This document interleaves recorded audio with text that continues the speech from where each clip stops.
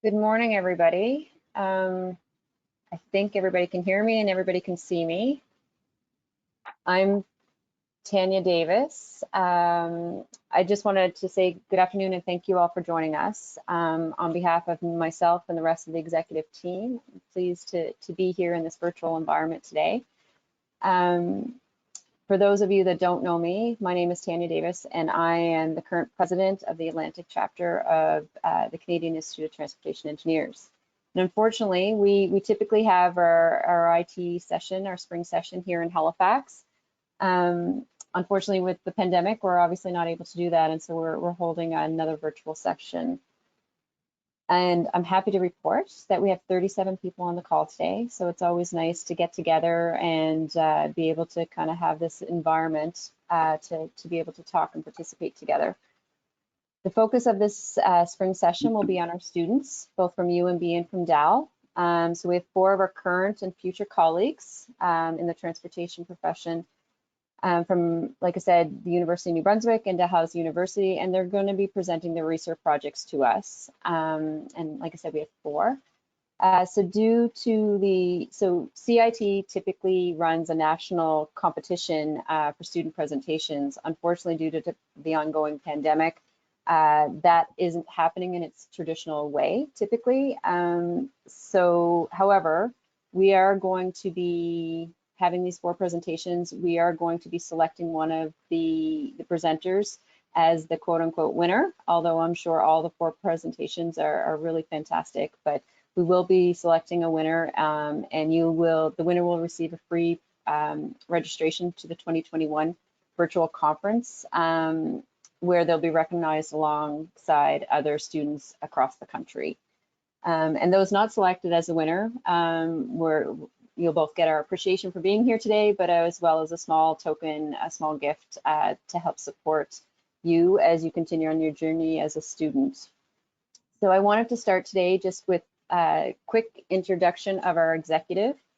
And I'm not exactly sure this platform, it's very different than what I'm used to on MS Teams, but we have our Atlantic chapter executive because we just re-elected our new secretary treasurer. So just wanted to recognize Mike Connors as our past president, myself as president, Mark Gunter as the vice president, and Adam Lanigan as our secretary treasurer. And I don't know if you guys can say hi or not. I think I can. I don't know if Mark and Adam can. I don't see them, but okay. Hello, everybody. Okay. I'm sure most of you know Mark and Adam anyways, but if you don't, then I'm sure you'll meet them at some future event that we are hosting. So just reading my notes, sorry. So just a little bit on, we currently have our director election that's out, so a little bit of housekeeping stuff. We do have the election for our section director, which is out right now. Those that are full members would have received an email recently around the election. It opened on March 18th and closes on April 19th. And what that is, and you would have received an email from Mike Connors on this, but what that is that we've created a new role that is our section director, and they will represent the Atlantic chapter on the CITE National Board of Directors. And it is a 2-year term, and we were happy to get 3 people who nominated themselves for this position. So that's David Kozak, Jill Morrison, and Greg O'Brien. Happy to have them put their names forward, really appreciate that. It's a great opportunity for them, and for those of you coming up through this organization and want to participate in it, we do encourage you to put your name forward anytime there is nominations come up, and we will be going into another election next year for secretary treasurer. So I encourage all members to get that ballot and to read about the candidates and to make sure that you vote. With respect to future events, you know, we're hopeful that going into the fall with everybody getting vaccinated, I know Nova Scotia is talking about vaccinations by June, and I think Mark had indicated New Brunswick by June as well.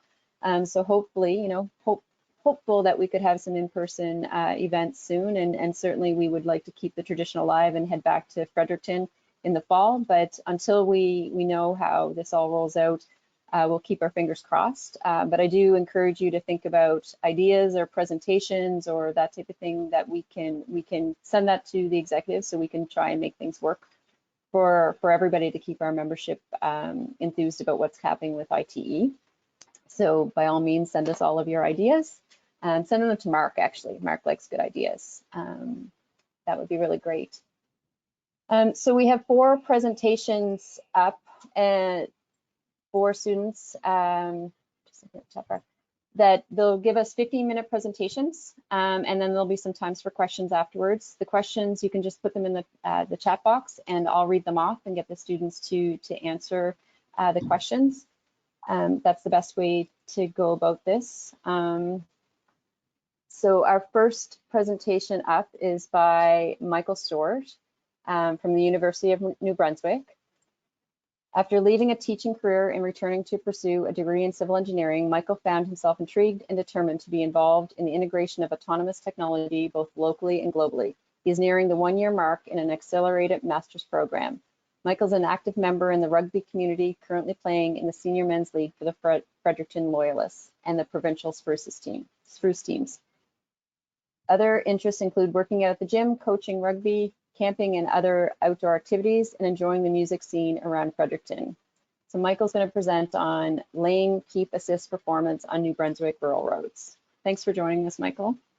Thank you. Okay, and can everyone see my screen? I think it should be good to go.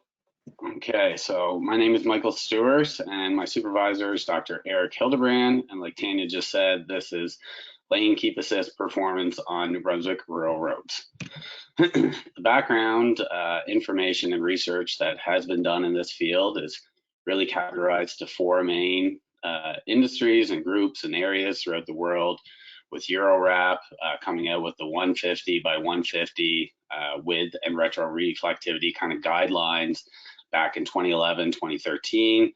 From there, Chris Davies, Potter's Industry, determined that daytime and nighttime operation were governed by a contrast ratio and retroreflectivity. Most recently, Astrodes in December 2020 published a paper in which they determined a 3-to-1 contrast ratio for daytime operations, and for nighttime from 5-to-1 to 10-to-1, and they actually did a crash benefit analysis looking at the benefits of how much the crash would cost compared to a discounted capital and maintenance costs. And most recently, and just published this year, was research done by Carlson and Pike, and they determined all Americans needed a contrast ratio of 1.6 or greater for daytime, and for nighttime 2.5 or greater with a retroreflectivity value. So for my research, my primary goal is to provide an initial assessment. Where are we in New Brunswick? How do the roads respond? And because we not only just have painted markings, either white or yellow on the road, we have a whole bunch of different edge characteristics that we're going to discuss. So the significance and my first kind of objective is to confirm those minimum values for contrast ratio and retroreflectivity for all the different types of line markings. This is kind of unique because all the other testing, they've looked at day and night and wet conditions, dry conditions, but I've done this throughout the year, throughout our winter here, and factoring in all the different climate. It's not just snow, it's freezing rain, it's slush, it's ice, it's everything we all experience in land Canada. So like I mentioned before as well, the edge characteristics. I'm looking at solid dash, white line, concrete curb, crushed rock, and kind of, the grass, the roads that have a little bit of grass that have grown up through. And this is being done on public roads local to Fredericton. So they are experiencing all the deterioration from the different types of traffic, the salt, ice, snow, everything that happens to a public road, plus the aggressive freeze-thaw cycle in Atlantic Canada.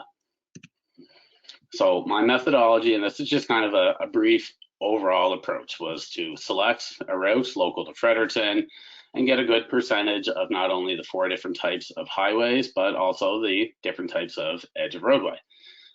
First then I created a road information sheet just to get the general information about each road, the weather, climate conditions, and we'll go through that a little bit later.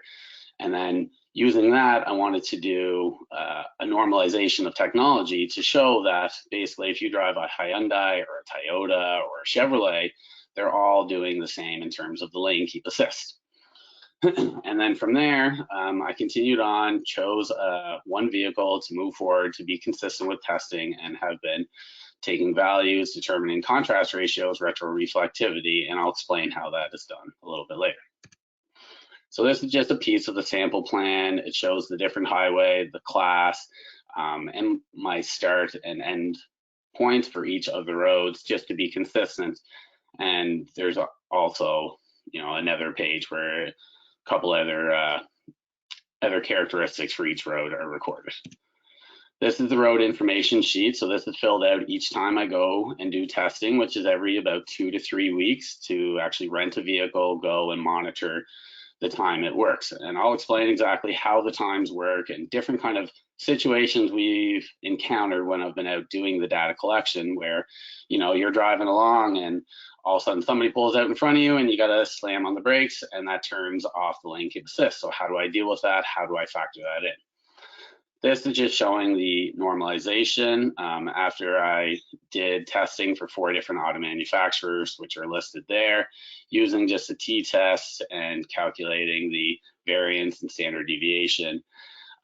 For the left side here, this shows the edge of roadway. There's no differences there, but there was a difference when comparing against the Chevy Impala, and different auto manufacturers can affect and put changes in kind of like governing aspects that can occur for their technology. So especially for the Ford and the Chev, if you're driving along and you just turn that steering wheel too tight, or even if the radius of a horizontal curve is too tight, it automatically shuts off. It just says, oh, I can't see it, the lane keep assist is done. So there were differences when relating to the Impala, but that was just a center line marking. So I proceeded on choosing the 2021 Hyundai Sonata, moving forth with my testing. So for the rest of the data, this is how I collected each time. So first thing I'm going to talk about is the time period. So as soon as I start driving on the road, and first thing you have to do is get up to a speed of 65 kilometers to engage the lane keep assist technology, and then you have to maintain at least 60. For Toyota vehicles, it's 50 and 55, and then a lot of the other vehicles are 60 and 65. So the stopwatch would start, and then I would have the evaluation time. But like I said, there's certain times where we would drop below 60. So we would turn that on and then subtract that from our total time. But then there's also this Y time, and that happens when at the end of a passing lane or a truck climbing lane, which now the dash line in the middle just disappears. So when that happens, we turn on the Y time, and I automatically turn on the time left edge not detected, and then it just gives me 2 different evaluation times, but it keeps it consistent and basically says, okay, you know, the road was too wide. It's not the machine's fault. It can't see all the way over there. How are we going to deal with that in the future? Not too sure, not part of my research. It'll be something else to figure out.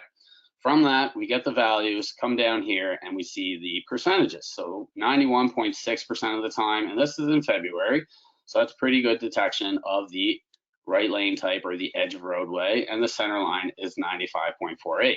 Now for McLeod, when you go from one part of it to the next, which is B, we have gravel edge roadway compared to the painted solid white that we had before, and you can immediately see we're down to 14%. So a big difference, and we'll talk about some different, it's not just the edge of roadway, there's other factors that will affect how well it performs. And again, for McLeod C, the last part, this is crushed rock, kind of some overgrown grass, and also the pavement condition itself. There's not a smooth edge of roadway that allows for the machine to be consistent and feel confident that it's detecting the edge of roadway. So taking some of that information, and this is just a comparison from October testing, and we have some colors here, so then when we switch to the next slide, you can see which number relates to which one. So in October, there's just been some interesting things that I have seen and witnessed and found. October on 640B Hanwell Road, this is a crushed rock, kind of grass overgrown. In October, only 13% of the time it was detecting, but we jump forward to February and it's up to 40%. So the snow for some areas helped increase the detection, and in other cases, it decreased it. Just a couple other values here we can see on Kingsley Road. This is another local road. It has grass, crushed rock kind of as the edge, and its detection is so much worse than other ones that have the same edge characteristic, and that is because of the pavement itself. The pavement is not in good shape. There's no consistent edge really at all through the road, so it barely keeps it up. But in the wintertime, we put some snow down and it helps it out just a little bit. Not a lot, but just a little bit. And one more difference here that we can see when we're looking at these numbers here is we have south and east and west, and these are gravel. And we have gravel here, and then gravel down here. And the big difference, I think, between these is there's no driveways on this section here, where this is local residential driveway every 30, 40 feet, which definitely affects the sensor. Retroreflectivity, the data collection for this is pretty straightforward. You get the reflectometer, you go out, put it on the line, press the button, that's it. You can see the deterioration in these lines from October through to January, definitely deteriorates, we all know that. But something interesting is this edge of roadway, again, this is the grass, crushed rock, very, very, very little retroreflectivity there, obviously. And then in the wintertime, it's completely gone. But the testing showed on that same section, the lane keep assist worked 34% of the time. So that's where we get this link between the retroreflectivity and contrast ratio. So just because there's no retroreflectivity doesn't mean the lane keep assist will not work. It needs that contrast ratio previously mentioned by Carlson, Pike, and Astrodes. So for the contrast ratio data collection, I'm using Luma software, which was provided by Syscomp Engineering, and they were very nice, sent it to me, very easy, friendly user program. And basically you can just click on one of these, you can measure, get your luminance value here, or a profile line. So the profile line, you just drag it across, and that's what that red line is. And then it generates this graph. So we can clearly see here, going from the right side of the image, here's the white. Okay, and we know that the white should have a higher contrast ratio. And here's the yellow line. And then to get the contrast ratio is just the biggest value here divided by the next smallest from the asphalt here, and kind of getting that immediate contrast ratio between the two. Now, it works really well when you have a nice road like we had with painted lines on either side, but when you have something like this, back to the crushed rock, and you can see the different glare on the pavement as well, you get a graph that looks like this. And so it's a little bit more difficult. You have to do a couple different measurements, go through and really kind of average out and figure out exactly what you're looking at, which part corresponds to the line that we drew. A couple other things that I've discovered have made a big impact on the lane keep assist is the salt accumulation. Here we look, and you can see this line marking here, the white one kind of has a patch missing in the middle as well. So the program was actually able to pick that up. But then in the middle, we have this giant spike here, which shows that there's a lot of luminance from, or light reflecting from the salt that's accumulating in the middle, and almost making like another line in the middle that confuses the machine. Another factor is shadow. So here we're back on that same kind of 640B Hanwell Road. We take one measurement there. Here's what we get, kind of hard to determine. We have a spike here. We know that's the yellow line on the side. And then we go, same photo, except we just came back into the shadow, and we go from having values around 3,000, 3,500, now we're down to 800. So the shadows affect, and that's just in myself taking these measurements and going back. Imagine how the machine is, in lane keep assist technology, is trying to figure out and going from one drastic to the next. This was probably one of the coolest things that I've seen so far, is that if you get this situation where you have a nice consistent edge on the right-hand side, you actually get a nice smooth graph. We get over here, this is actually our yellow line, and then coming back this way is we get this nice little peak here. And then it actually allows us to see a solid line and give the technology kind of an edge, even though there is no painting there. But we take that contrast ratio, and this is just part of that data collection. And again, this is from November. We look at it, we get an average 2.7 for the painted section of Hanwell Road. For the next one, the grass and crushed rock, it's only 1.7. But again, like we've been talking about, the snow has been pretty interesting in how it responds, because we look into, this is actually in February, and there's a drastic increase. We're up to 2.7 now. This is actually from February. So it's, the snow helps, but then obviously in some areas, it's not going to help at all.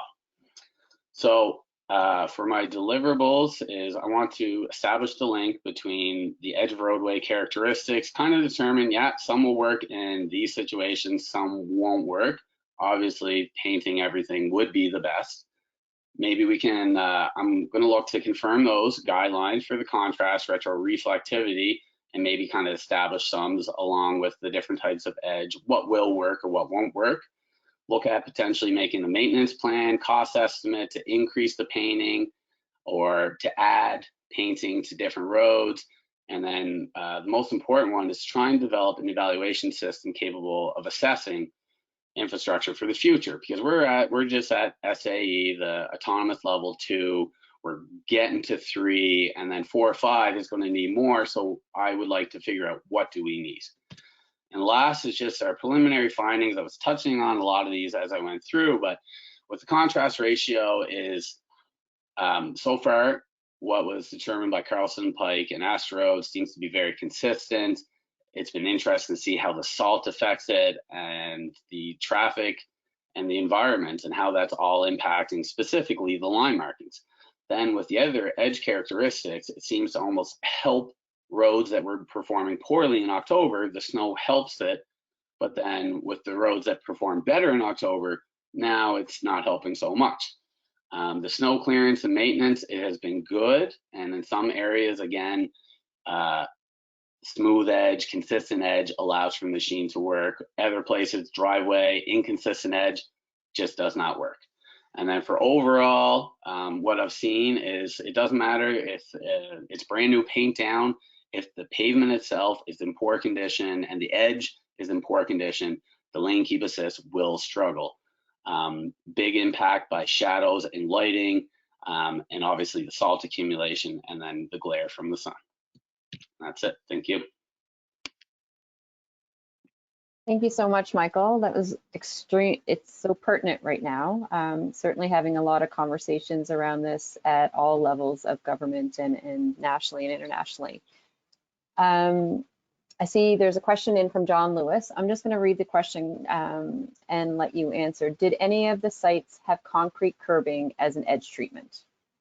Can he still hear me right now? Yeah. Yes. Yes. So one of the areas is actually on Brookside, a part of Brookside. And so concrete performed well until the snow came. And now John would probably know that the concrete curb has been covered, but I can go through maybe in between presentations and bring up that information and show exactly how it was performing. But I think it was around the 60 to 80% when it was exposed. But now since then, the lane keep assist cannot determine if it's ice, snow, curb, what it is. Excellent, thank you. Any other questions? Just throw them into the question box. I know for us as a municipality, the maintenance of the pavement markings and keeping them on in Atlantic Canada on the street is going to be a difficult thing, but looking forward to some of the research that you're doing. Thank you. Again, any more questions?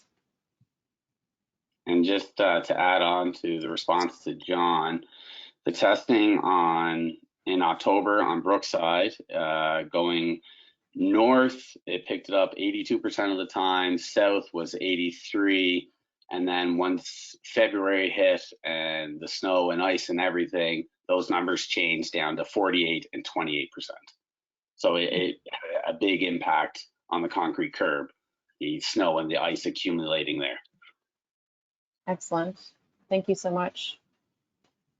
I think that's all the questions. Great presentation. Very, very interesting. Really appreciate the work that you're doing on that. Thank you. Excellent. Thank you. So next up, we have Asif Hasan.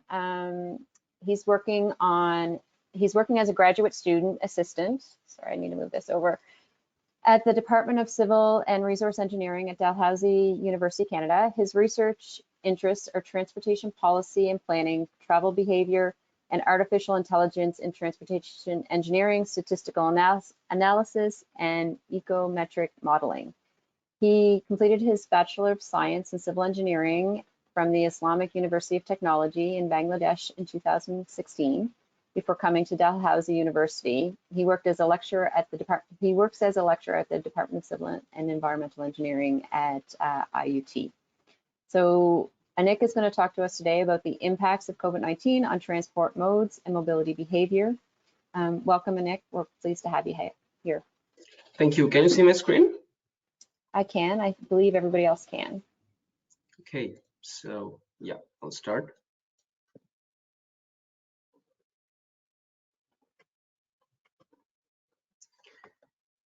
Yeah, so thank you everyone. At first, I'd like to thank the Canadian Institute of Transportation Engineers for giving me the opportunity to present my research. So I'm Asif Hasan Anik, working as a graduate research assistant and a master's in civil engineering student at Dalhousie University. So the title of my paper and research is The Impacts of COVID-19 on Transport Modes and Mobility Behavior, Analysis of Public Discourse in Twitter. So this research was conducted under the supervision of Dr. Hasan Habib, who is an associate professor at Dalhousie University. So this is the brief outline of my presentation, and at first I'll go briefly into the background of the problem I'm investigating, then the specific objectives of my study, then the methodology adopted, analysis and results, and finally some recommendations, discussions, and conclusions. So before going into the relationship between COVID-19 and current travel behavior, we at first look back to our previous pandemics that have impacted our travel behavior. Two of the most notable pandemics were the 1918 Spanish flu, which caused 30% world population to get sick and 10-year drop in average life expectancy. Then we had 2009 H1N1 pandemic, which centered on the shipyards, rail terminals, which largely affected our passenger travel behavior. So that time, the experts and practitioners predicted that more outbreaks may occur in future, and their concerns came out true as COVID-19 hit us as the most dangerous pandemic of all time. So during the initial periods when we did not have any clinical solutions, the government and authorities had to depend on the non-clinical solutions. For example, like the lockdowns and also the social distancing, mask wearing strategies, and also stay-at-home orders. So these type of orders resulted in huge reduction in trip making and also affected our daily activities, how we perceive travel, our travel attitudes, preferences, short-term and long-term decisions as well. So we have seen that people are avoiding public transport and shifting to private cars, walking, cycling, and other modes. So online services got popularity, for example, working from home, online shopping, and also the online food delivery services. So it is necessary to understand these complex reactions COVID-19 has had and continue to have on travel behavior in order to assist the policymakers on how to assist the new normal, on how to approach the new normal, which will conform to the safety guidelines of current times and be resilient in case of any future outbreaks. So in this research, what we did data mining on social media data. So why this method? Because considering that general people are the primary users of transport services, and also they're actively participating in social media now and sharing their real-time concerns and views about every aspect of their lives.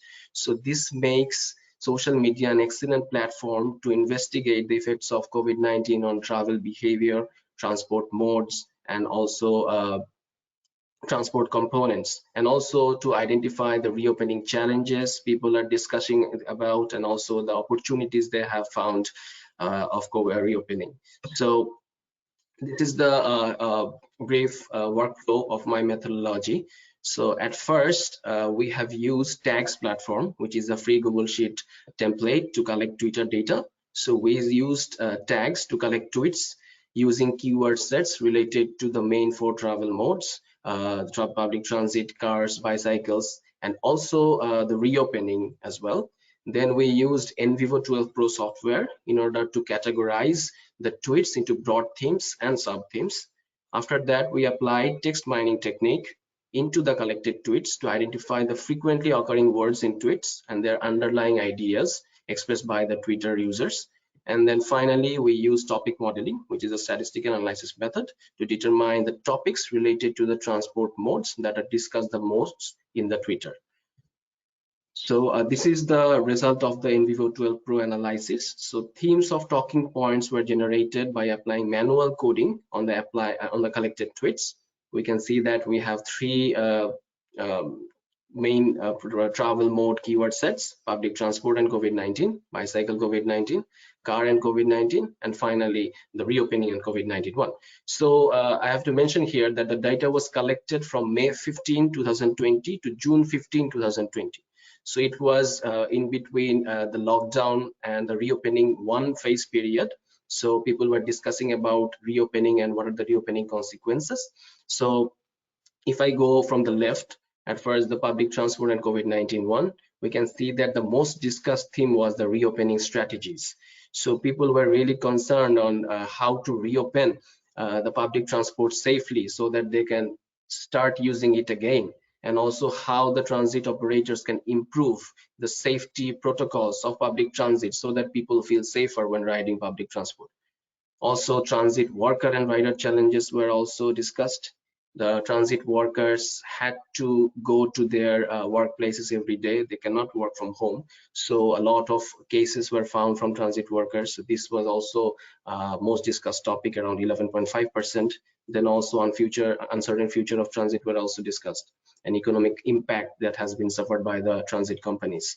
So after that, bicycle and COVID-19, the most discussed theme was the preferring cycle over other modes, and also improvement opportunities for the cycling infrastructures to accommodate the new cyclists in the roads. And also more topics were discussed, like health benefits of cycling, the cyclist demands on safer roads, and also new cycling infrastructures are built, and people were really welcoming those decisions of governments.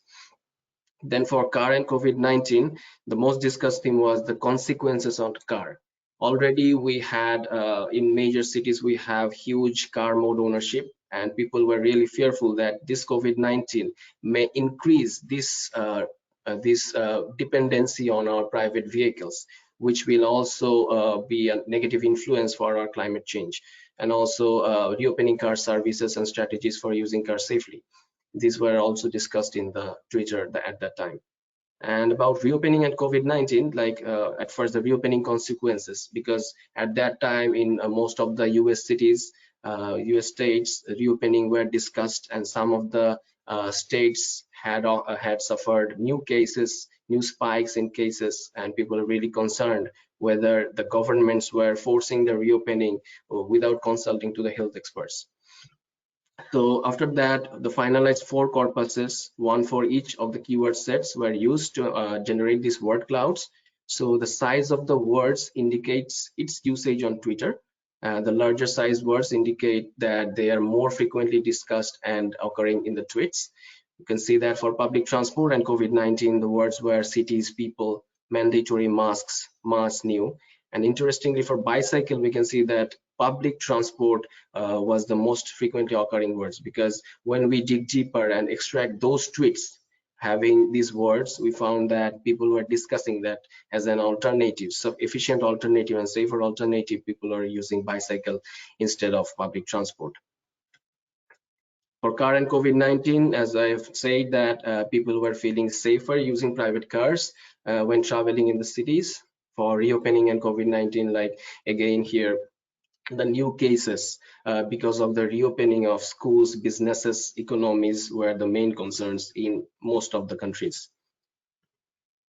After that, we dig more deeper to generate the topics. These are the top 8 topics for the public transit and COVID-19 and the associated keywords along with their probabilities for association in those topics. So the similar results from word cloud, and I will not go into details into that because I'll be discussing them in the next slide.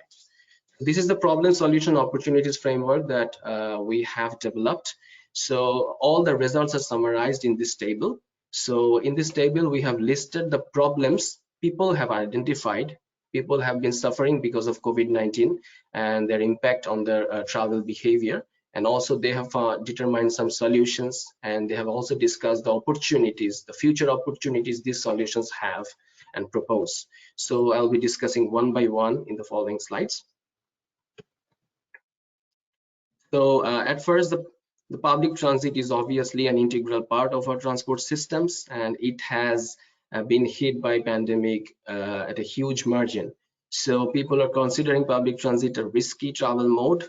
So what can be the solution? So the people came out with this solution of using bicycling and walking, and it will also provide an opportunity to embrace the active travel options in the future as an integral part of our urban transport systems.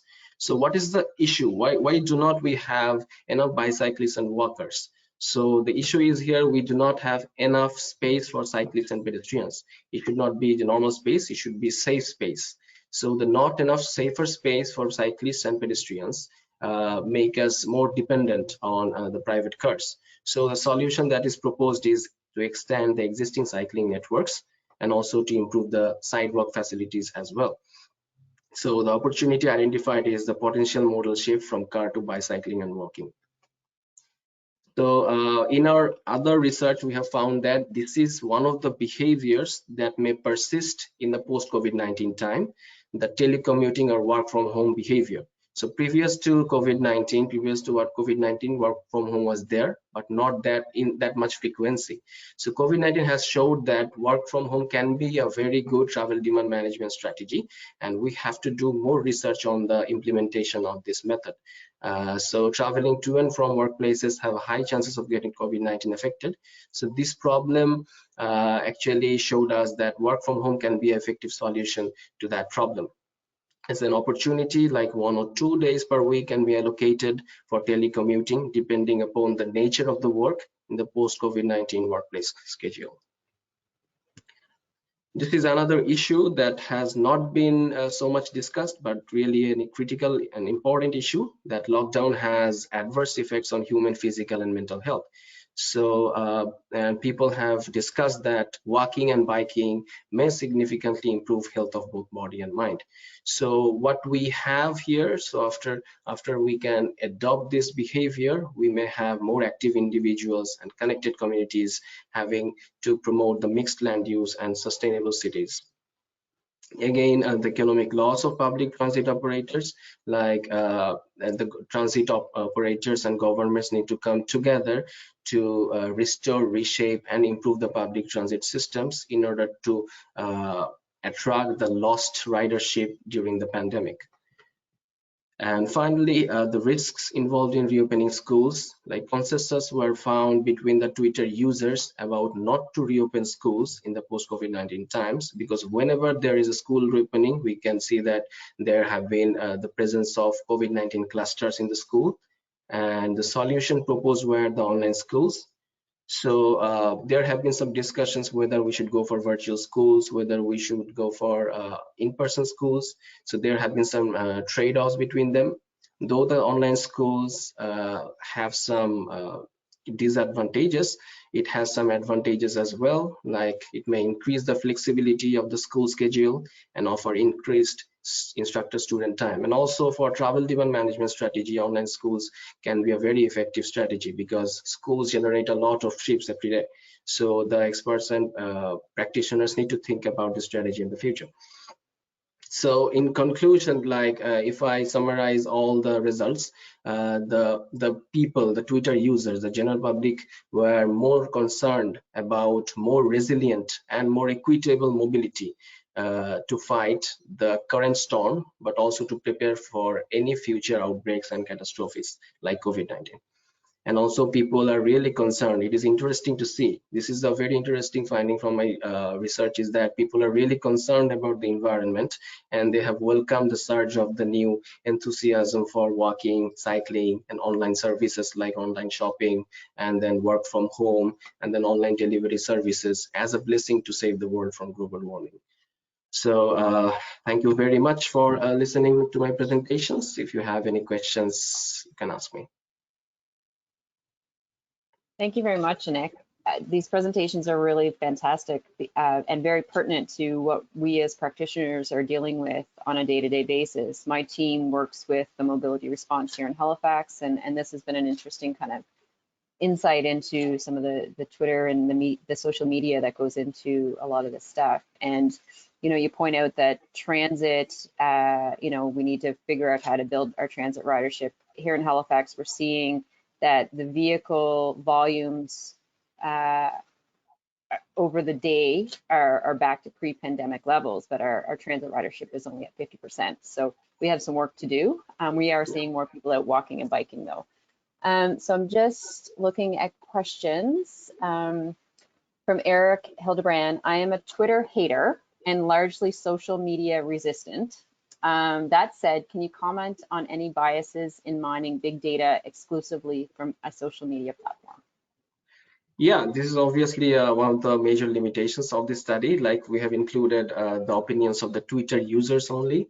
So the people not using Twitter are not really included in the study. So in future, like we can do some data fusion. We can include the people who are not in the social media and also combine them with the responses from the Twitter users as well, in order to extend the circle of the impact of the study as well. Obviously, it is in our concern. Excellent.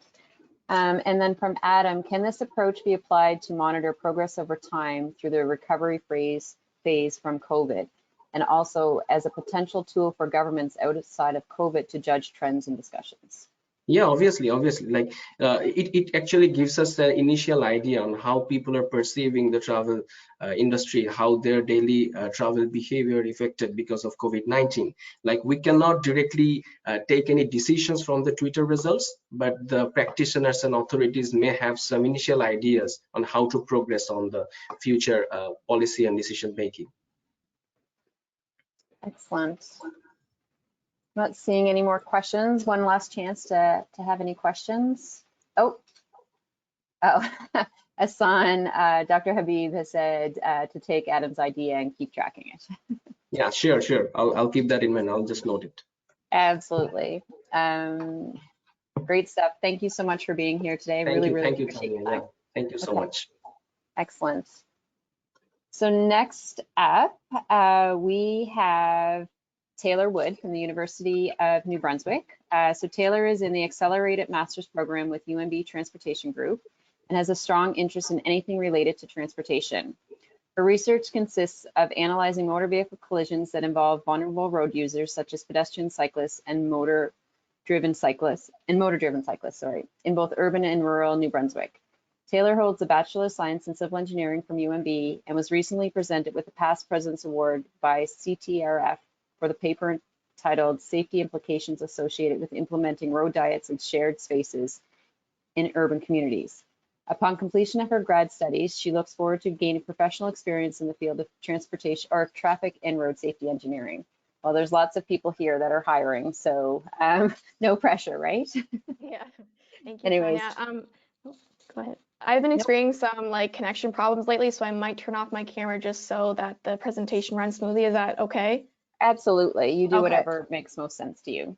Okay, perfect. And can you see the screen? Okay, perfect. We can. It's just not in presenter mode, so you might want to just put it in presenter mode. Perfect. Excellent. All right, the floor is yours, Taylor. Thank you very much. So hello, everyone. As mentioned, for the last year, I've been researching and analyzing motor vehicle collisions that involve vulnerable road users in New Brunswick under the supervision of Dr. Eric Hildebrand. So because there has been a major push to promote active transportation in Kamloops communities, there has been some concern that the increase in activity has potentially contributed to an increase in vulnerable road user related collisions, which is one of the major motivations for my research. So before I get into the details of my research, I just wanted to give a quick overview of what I'll be discussing. So first, I'll be giving a brief introduction, basically just going over the need for my research, the scope, and expected outcomes. Then I'll be going into the data and types of methods used to conduct the analysis. In the next section, I will present some of my findings that I found to be the most important, with a major focus on frequency analysis results. And finally, I will mention the next steps I need to accomplish in order to complete my research. So the focus of my research was to identify and investigate the major patterns and trends that influence collisions between motor vehicles and vulnerable road users, which includes pedestrians, cyclists, and motor-driven cyclists.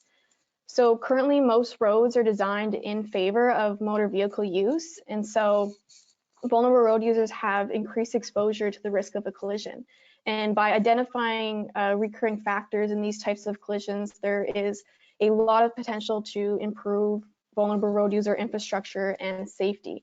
And also, just for context, a motor-driven cyclist is a vehicle with a motor that displaces 50 cc's or less. So this includes scooters and mopeds. The major problem tackled by this research is that the primary factors influencing collisions involving vulnerable road users have never been sufficiently identified in New Brunswick. So a lot of the studies conducted on the topic are either limited in scope or very outdated.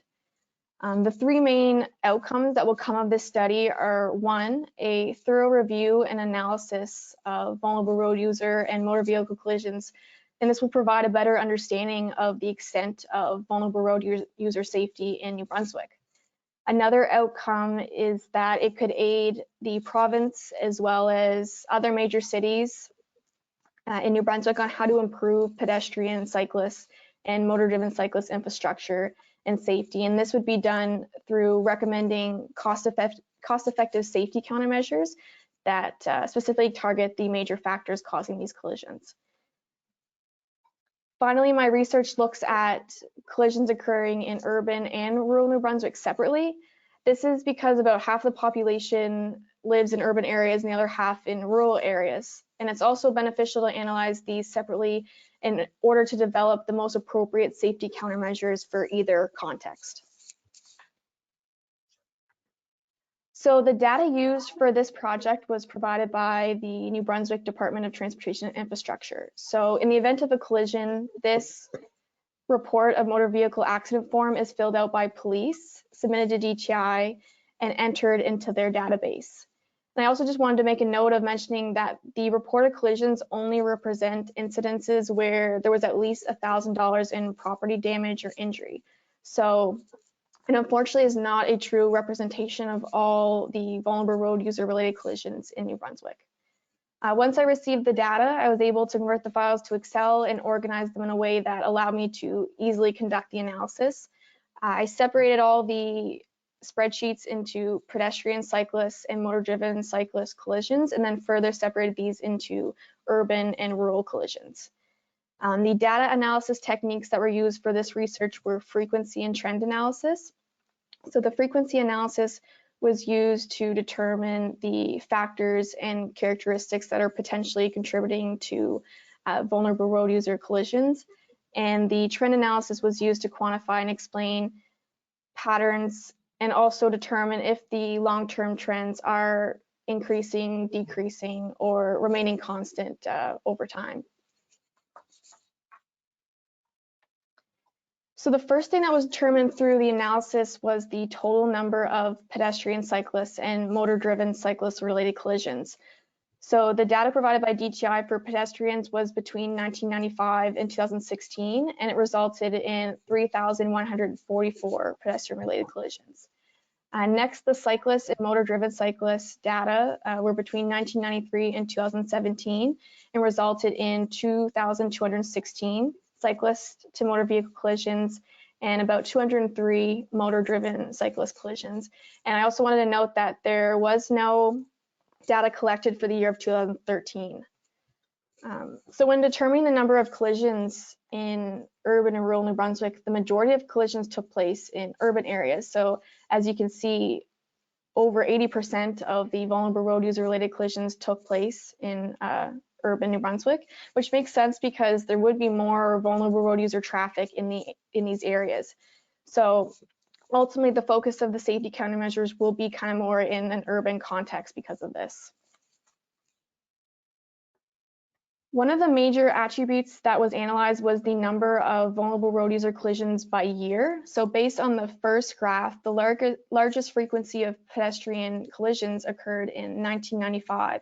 And this was about 6.4% in urban New Brunswick and about 11.2% in rural New Brunswick. And the graph also shows that in urban areas, the number of pedestrian related collisions has actually been steadily decreasing since 1995. And in rural areas, the number of collisions has decreased over the years, but kind of remained pretty constant here for a while.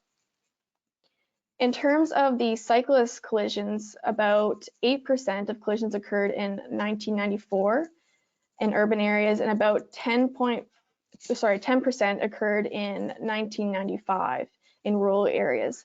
So similar to the pedestrian graph, the number of cyclist-related collisions has significantly decreased from 1993 until about 2001.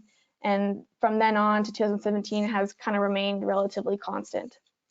And then finally, just looking at the third graph, approximately 8% of motor-driven cyclist collisions occurred in 1999 and 2010 in urban New Brunswick, and about 11.4% took place in 2005 in rural areas. So these type of vehicles have only really become popular, especially with the younger generations in recent years. So there's no major trends that can really be determined from this graph, considering the low number of collisions and that the number of collisions are kind of all over the place throughout the years. So ultimately, we can see that the number of vulnerable road user related collisions is not increasing as we thought. However, having a constant number of collisions of about 100 for pedestrians and about 60 for cyclists per year is still relatively high and should be looked at to be reduced. I think one of the major reasons for the decrease in collisions is that more communities are introducing more infrastructure, and this is increasing safety for the vulnerable road users. So the next attribute that I'm going to be discussing is the time of day that a collision occurred. The majority of collisions occurred between noon and 6 p.m. in all three vulnerable road user collisions, except for in the pedestrian collisions in rural New Brunswick. We can see that the largest frequency of collisions occurred between 6 p.m. and midnight. There's also a high frequency of collisions occurring between 6 p.m. and midnight for in all other collisions, and both in urban and rural New Brunswick as well. So the time of day that a collision takes place is beneficial when recommending countermeasures for lighting, especially during dark hours. So collision severity is a very important collision attribute to analyze because it demonstrates the number of collisions resulting in property damage, in injury, or fatality. So the trends for pedestrian collisions have not yet been analyzed. But I did provide cyclist collisions in urban New Brunswick, rural New Brunswick, and then motor-driven cyclist collisions in urban New Brunswick just for context. So looking at all three graphs, there are very few collisions that resulted in a non-injury or fatality, and the largest frequency resulted in some form of personal injury to the vulnerable road user. So in terms of the frequency analysis for pedestrian and cyclist collisions, there was roughly 90% of collisions in both urban and rural areas that resulted in a personal injury. However, for motor-driven cyclists, it was a little bit lower, and it was about 70% resulted in an injury and 22% resulted in property damage in both urban and rural areas. So looking at the trend of cyclist collisions resulting in injury, there are a few spikes in the data. from 1993 to 2002, but ultimately the number of collisions decreases and stays relatively constant until 2017. And again, looking at the motor-driven cyclist collisions resulting in injury, the data is kind of all over the place and no real conclusions can be drawn from it considering such low numbers of collisions. Vulnerable road user and driver age was also an important factor that was analyzed. Basically, the tables show that the vulnerable road user age was fairly young and the motor vehicle drivers were older in age for the majority of collisions. So, for example, nearly 60% of cyclists were between the ages of 10 and 29 in both urban and rural New Brunswick. And it can also be seen that nearly 50% of motor-driven cyclists in urban areas and about 60% in rural areas were between the ages of 15 and 29. So this information can be quite helpful when determining countermeasures such as types of training and education for young vulnerable road users and also older drivers. So the next attribute to look at is the number of years of experience for cyclists, motor-driven cyclists, and motor vehicle drivers. In a lot of the cases, this information was unknown or not recorded, unfortunately, but looking at the pedestrian collision data, the majority had relatively low experience operating a vehicle.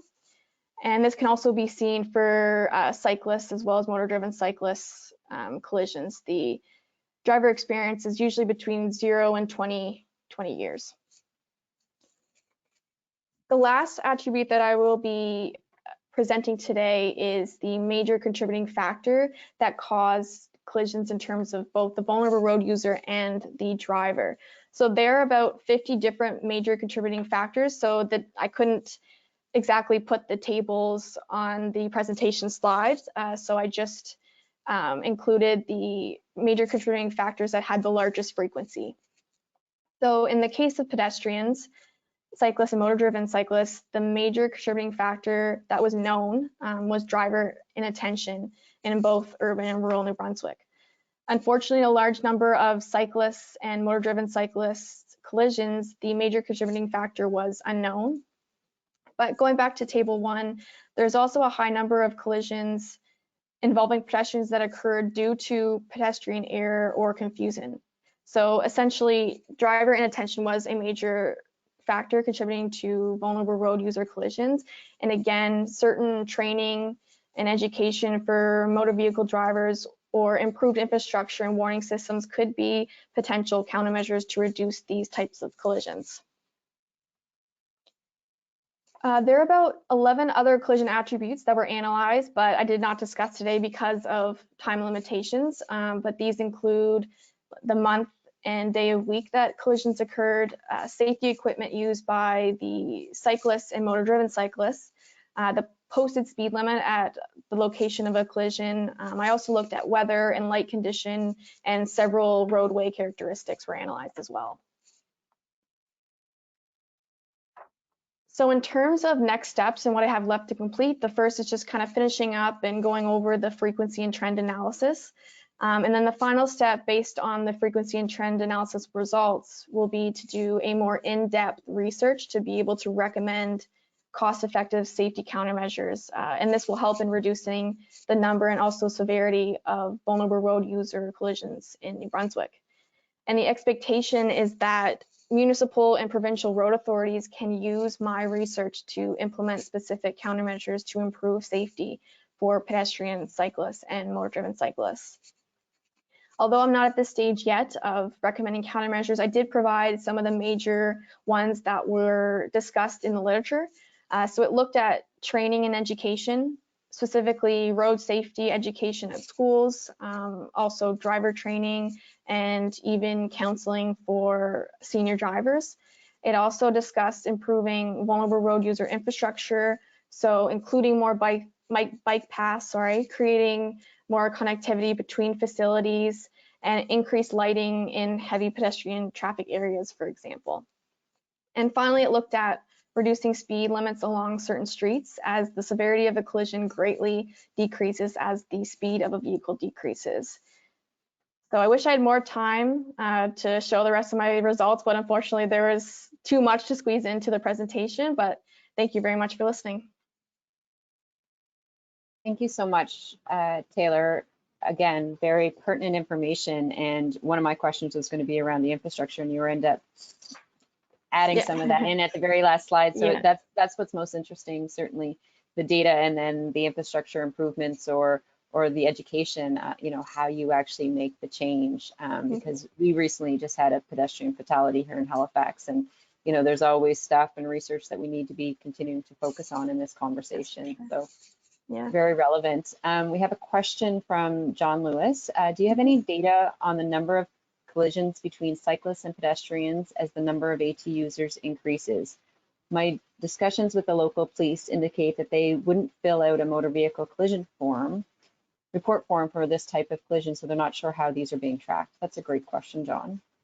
Yeah, so one of the topics I could have chosen for my thesis was that, but unfortunately I don't have any information on that. And I don't believe that it is so there's a section on the report form that IDs a vehicle.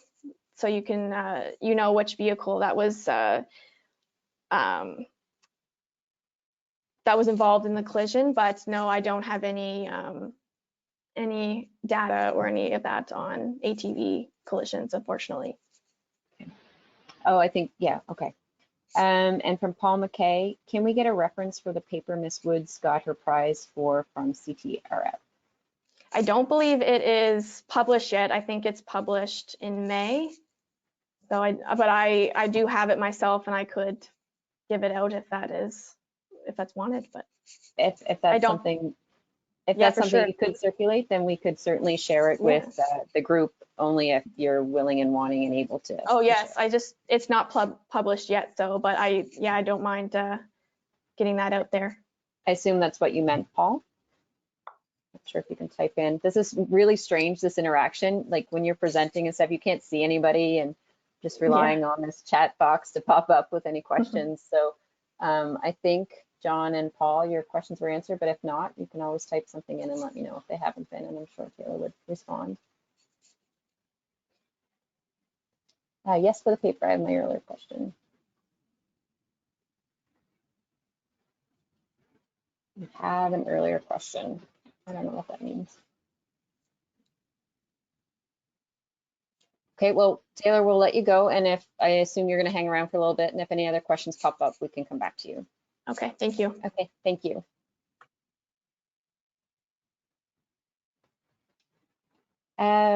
So next up is Aman Jamal. He is a PhD candidate in the Department of Civil. I need to move this over so I can stare this way and read at the same time. PhD candidate in the Department of Civil and Resource Engineering and a part-time faculty in the School of Planning of Dalhousie University. He received his Master's of Science in Civil Engineering from Dalhousie University in 2016. He is a former junior fellow of the McCachran Institute for Public Policy and Governance. He is also an active volunteer of the Emergency Evacuations Committee of the Transportation Research Board. His research focuses on transportation systems modeling, simulation and optimization, emergency evacuation planning, and modeling pedestrian simulation, risk and vulnerable assessment, collision studies, shared mobility, travel demand forecasting, and travel behavior modeling. His research works appeared in various publications, including the International Journal of Disaster Risk Reduction, Natural Hazards, and the Transportation Research Record. He has also been awarded multiple prestigious scholarships for his academic excellence and genuine research contributions, including Isaac Walton Killam's Pre-Doctoral Scholarship, President's Award, and Nova Scotia Graduate Scholarships. Well, we're pleased to have you here today. Aman, please start. You're good to go. Oh, it doesn't sound like your volume is coming through. Yeah, you're muted, Shahid. Oh.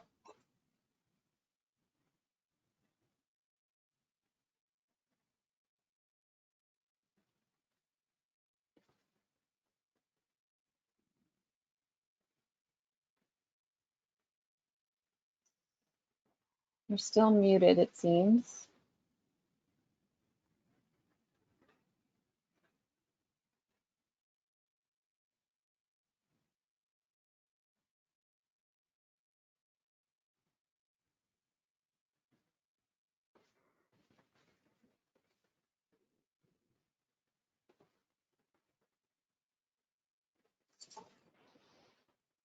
Stephen, I'm not sure if there's any direction we can give him. I know for me, it's a little Yeah, microphone. I know. I'm just for some reason he is unmuted, but his microphone Oh, doesn't seem to be working. yeah, I wonder if do you have earphones or something? Or Yes. actually, he might be muted. It's looking like it's indicating he is self-muted. Oh, Might also be his microphone. There we go. There we go. We can hear you now. Yeah, can you hear me? Okay. See, I was excellent. not being able to unmute myself without a microphone. I don't know why, but anyway. Okay, Thank well, you you're so good much to go. Okay, thank you so much, Tanya and CITE for this opportunity. Unfortunately, I have a couple extra slides compared to other presenters, but I will be quick on some slides so that I can make it in 15 minutes. I am the evacuation guy, and according to Dalhousie University, I am the escape artist. So logically, I'll present today traffic microsimulation modeling of a mass evacuation, planning for natural hazards and weather events. My name is Jahidul Alam. I am a PhD candidate in civil and research engineering, working with Dr. Hasan Anik. So this will be my presentation sequence today, like motivation, background, methodology, and I will present some results. At the end, I will conclude my presentation with summary. So hurricanes are real, so do the evacuations. There are many on the list, like in the list of hurricane, which devastated landfall and surrounding areas in past several decades. Hurricane Katrina, Hurricane Rita, Hurricane Florence, and there are many others which devastated, which caused billion-dollar economic damages and casualties in the cities worldwide. These hurricanes triggered a large-scale mass evacuations, and adding to the severity of the situations, evacuation itself is a complex process which creates sudden spike in traffic demand in the network, but our transport network is not designed to accommodate that huge demand, which exhausts network capacity, and we are trapped in a gridlocked traffic conditions when evacuating. Moreover, traffic disruptions like flooding or vehicle collision-related disruptions adds further complexity. There are other parameters as well which are of concern and needs special attention, such as vulnerable populations. So,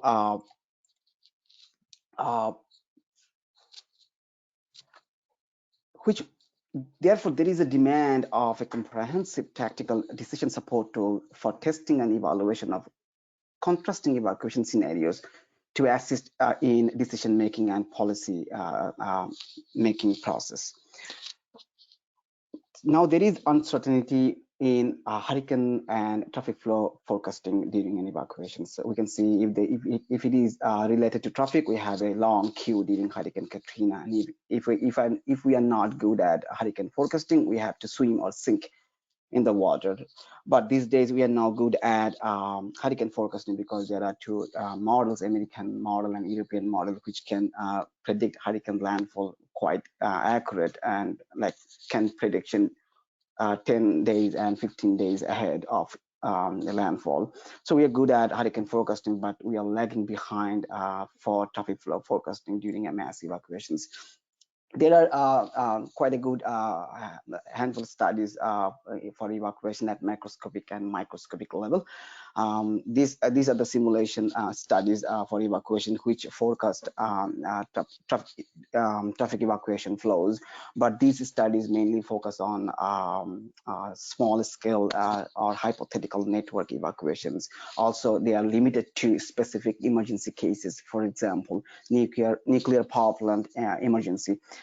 So, and moreover, like the microsimulation studies for the evacuations, they use different tools, VZIM, CoreSim, Parameter, Dynasmart, P, but they are also focusing on community evacuations, corridor simulations, and also these during an evacuation, time varying congestions in the network, and also the route choices are are quite important features that we need to capture to accurately predict evacuation traffic flows. But in these microsimulation studies doesn't explicitly include that features within their studies. So there is a gap in developing a city-scale GTA-based evacuation microsimulation model that can capture time-dependent traffic congestion propagation and spillback in the network, and also capture time-dependent drivers' route choices in response to the congestion in the network.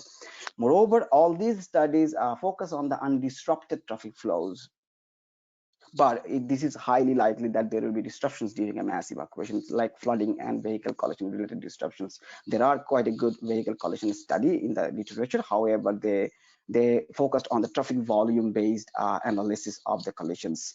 However, there are other factors that can contribute to the collision occurrence. So we need to have a probabilistic approach, taking those factors into account when predicting collision hotspots and collision occurrence. So I used a bias theory and Monte Carlo simulation approach to do that.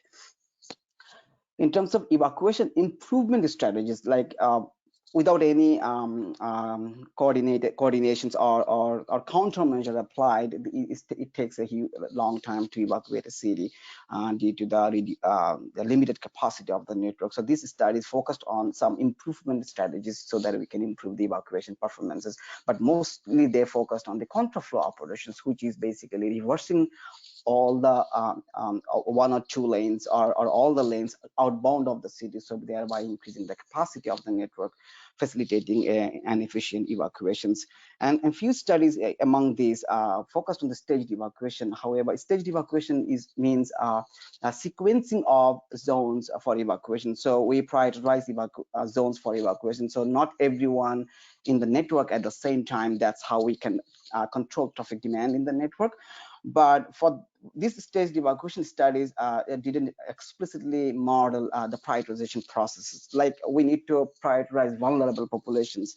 So there should be a process, there should be a method that conform vulnerability-based prioritizations, so that we can really prioritize those who genuinely need a special evacuation plan. And also a method is required to quantify the vulnerability, because the vulnerability is subjective. So we need to quantify that subjective perception to get a number, so that we can rank the zones for evacuation. So fuzzy logic approach appears to be quite advantageous in that purpose. Based on the gaps, my framework, my study develops a massive evacuation decision support tool that enables testing and evaluating contrasting evacuation and countermeasure scenarios.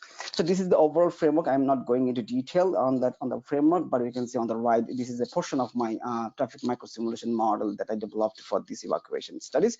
And we have I evacuated 65,000 auto-based demand and 8,400 traffic dependent populations for evacuations. And this microsimulation model includes all the details like intersections, priority rules, reduced speed area. All the details are there in the microsimulation model. I didn't include a slide, but I would mention here, I also include a transit network to do the multimodal evacuation, and Marshall point locations for pickup are also identified within the microsimulation model. So calibration is an important and most challenging part of the microsimulation modeling. I had to do driving behavior parameter calibration. There are 3 parameters that I calibrated: average time still distance, px additive, and bx multiplicative. I used a latent hypercube sampling technique to do the calibrations. Latent hypercube sampling technique is used because of it can cover the entire distribution of random numbers when you generate random numbers. So I used latent hypercube sampling technique in that case.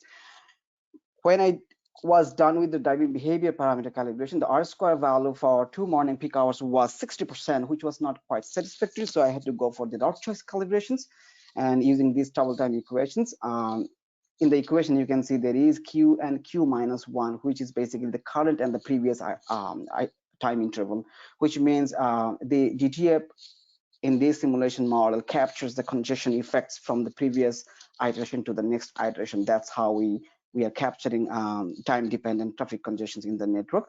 Route choice parameter calibration was conducted by surcharge method, which means you impose cost to the links that are anticipating higher traffic volume than expected. At the end of the calibration, my R-square value was 0.81 and 0.84 for 2 morning peak periods. For the traffic disruptions, I utilize a flood disk model, which follows digital elevation modeling. Flood layers were generated. It was developed by the Applied Geometric Research Group. and flood layers were generated in the ArcMap, and low elevation points were selected. So so all those points was identified so that we can let water moving inland and identify the links that are flooded. To identify to model the traffic disruptions due to vehicle collisions, this is the overall framework. I'm not going into the framework in details, but briefly, I followed 3 steps to identify collision hotspots and collision occurrence probability. First step was to identify candidate collision locations.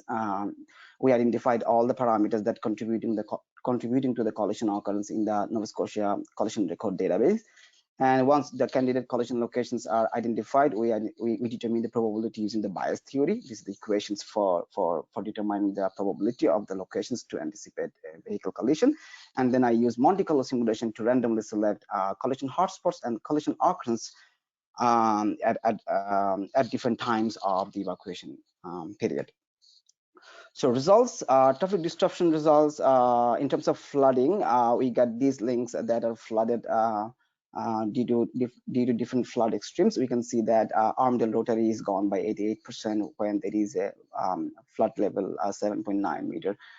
And these links were identified within the micro simulation model and made inactive during the evacuations, so that we can see how the evacuation traffic flows evolve.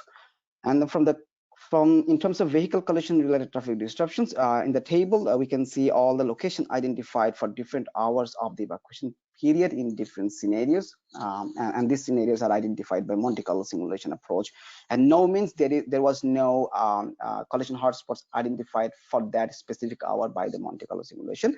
The graph is showing the Monte Carlo simulation results and the observed distribution of the collision occurrence in the network, the deviation between these two.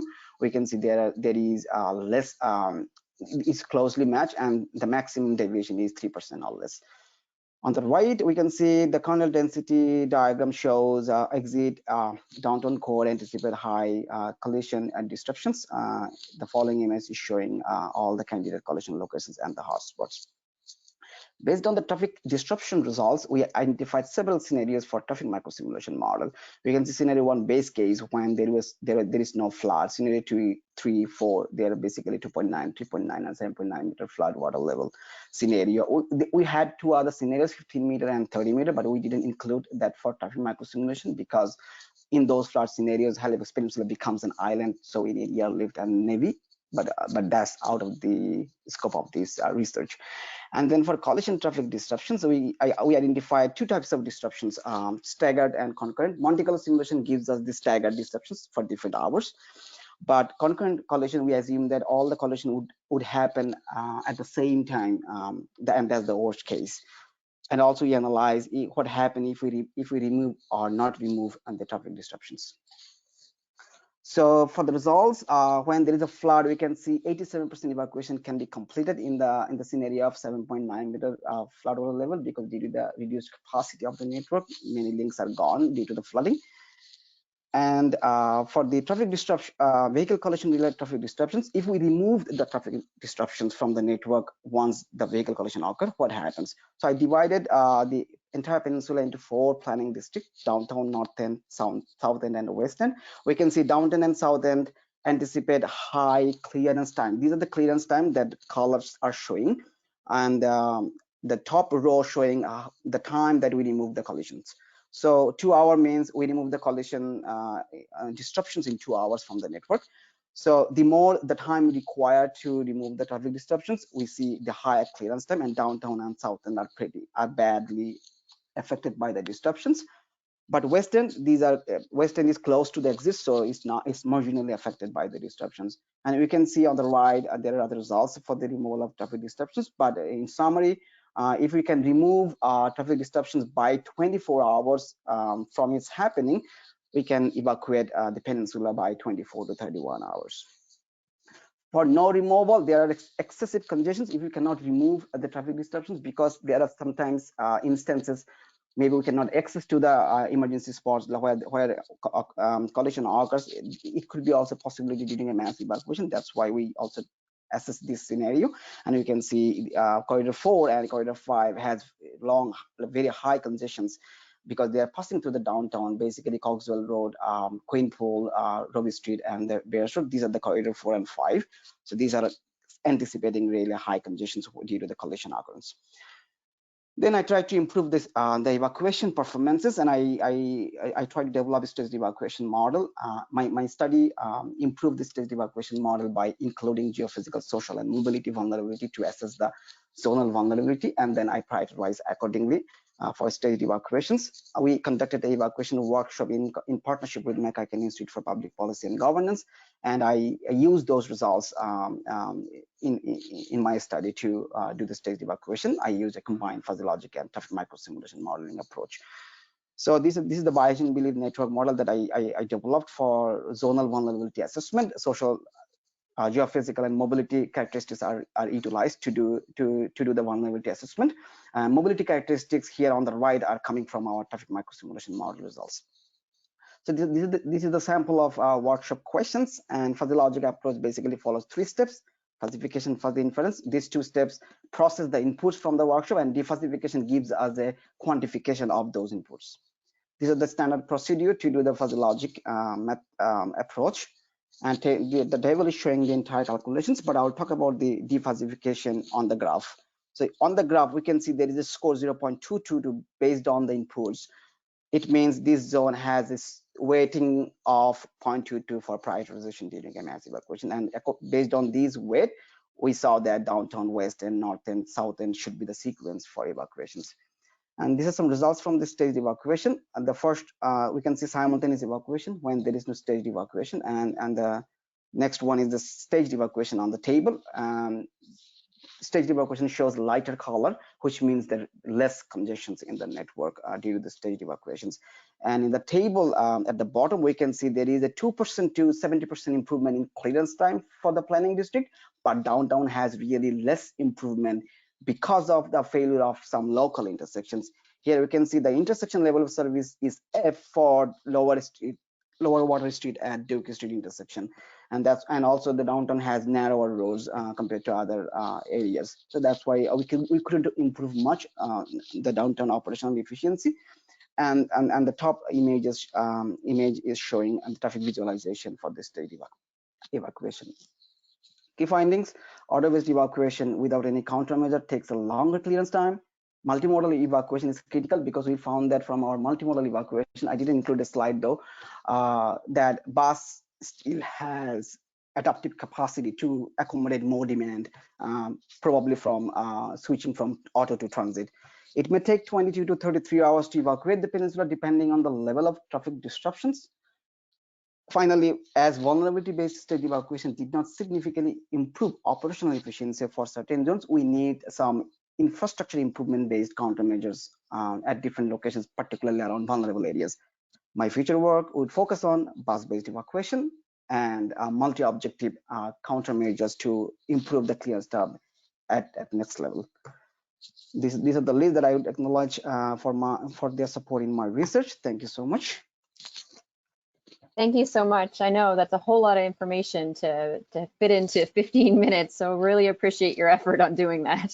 Yeah, and then I apologize because today's presentation is dominated by my PhD defense, which is coming soon, and Absolutely. everything is in my mind is just PhD. That's why my presentation was kind of dominated by that thoughts. Yeah, no, that's fine, and I think that it's really educational for sure. And it's really interesting work, and especially in light of the growing focus on climate change, which has been reiterated by our new premier as well as our prime minister. I think it's really, as we move through this type of information can play a big part in that. So really appreciate the work that you're putting into this. We do have a question from Eric. Interesting project. Can you comment on how you might approach validation or calibration of a model like this? Okay, that's a very good question, and that's the major limitation of an evacuation study in Canada, basically, because we don't have data for the evacuations, because we don't see frequent evacuation here still.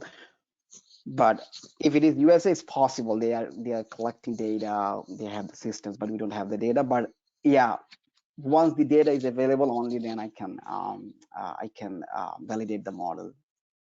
Okay, thank you. And then one other question from Adam Lanigan. Are you able to study issues related to compliance with stage evacuation plans? That's a really interesting one. The compliance means like from the evacuees, that's what Adam means? I think so. Adam, Okay. maybe you can confirm that. You mean the compliance by the people that are evacuating? Let's see how fast he types. Okay. Yes. Okay. So microsimulation is basically taking the results of all other models, like for the demand. So for the compliance, we need to have another model to model like people's compliance to the staged evacuation order. And again, we need data or a qualitative approach, like a workshop that I did. That kind of workshop probably could help me again to use this kind of fuzzy logic approach, like to take inputs from the people or from public consultation and see if we do model what would be the percentage of compliance, and then we just apply that compliance in the audiometrics to see how the evacuation works within the simulation model. Well, thank you very much. I'm just looking at the time. It's 1:28, so we were right on time. So I thank all of the presenters for coming focused on the 15 minutes and for the questions that came in. So thank you for being here. So I guess just to wrap up, first of all, I want to thank Stephen. He is in Vancouver and he's behind the scenes. So he got up really early to help us with this session today. And so I want to just thank him for keeping us organized, on track, and making sure that we knew what we were doing and making this look really seamless. So thank you, Stephen, for the help. He's with CITE and is a real asset for us to rely on. I also want to thank all of you that joined us today, as well as the students on their excellent presentations. Every one of them is very pertinent and very relevant to the work that we as practitioners do every day. So really appreciate the efforts that go into that, and your mentors and leaders that are helping you with this research. A decision will be made by the executive this week as to who the winner is, and we will notify the winner as well as the rest of the membership and those who attended today, so that we can let you know. And just a reminder, it's a free registration for the 2021 virtual conference, where you'll be recognized alongside other students from across the country. So again, thanks for participating. I also want to remind our membership that fingers crossed we'll be in Fredericton in the fall, but to think about ideas for what we could do to have some fun and to have some presentations and to share information and collaborate on things, whether it be in person or virtual. If you have any ideas, more than happy to have those sent to any of the executive. And in addition, I just wanted to remind our voting members to vote for the Atlantic Section Director, who will represent us nationally. So thanks again to Jill Morrison, David Kozak, and Greg O'Brien for offering to serve on the Atlantic provinces, to serve as the director, to be nominated for that. So please take time to vote so we can get that. And that again closes April 19th. So you should have received an email. And if you haven't, just reach out and we can make sure if you are a full member. It's only for members that can vote. So I look forward to seeing everybody in person. Virtually is also nice, but in person real soon. And just want to wish everybody a great day and a happy Monday. And we'll hope to see you soon.